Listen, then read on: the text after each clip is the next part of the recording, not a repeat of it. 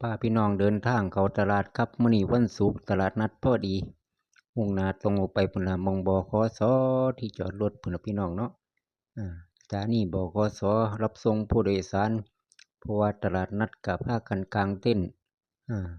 พ่อค้าแม่ค้าก็ออกมาค้าขายของผักผลไม้เต็มพี่น้องอาหารการอยู่การกินก็แวะมาเบิ่งมาชมเลือกซื้อเลือกหากันได้ครับพี่น้องสำหรับมื้อนี้ตลาดนัดก็เริ่มมีมาช่วงบ่ายก็เริ่มจับจองสถานที่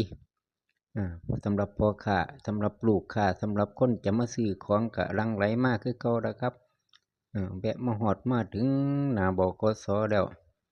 ก็มองไปทางหน้าเนาะพี่น้องเนาะรถก็เริ่มมาจอดจะเอาของลงมาขายทางมาเที่ยวพร้อมพี่น้องเที่ยวชมวิวไปนำทำคลิปให้พี่น้องเบิ่งพร้อมในการหาซื้อของ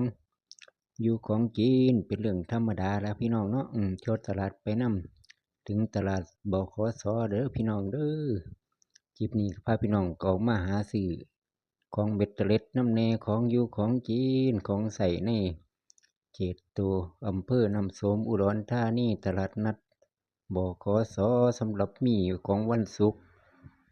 วันศุกร์ก็มีตลาดนัดวันที่5ที่20ก็เป็นตลาดนัดคลองถมอันนี้ก็ทำคลิปพี่น้องเบิ่งครับ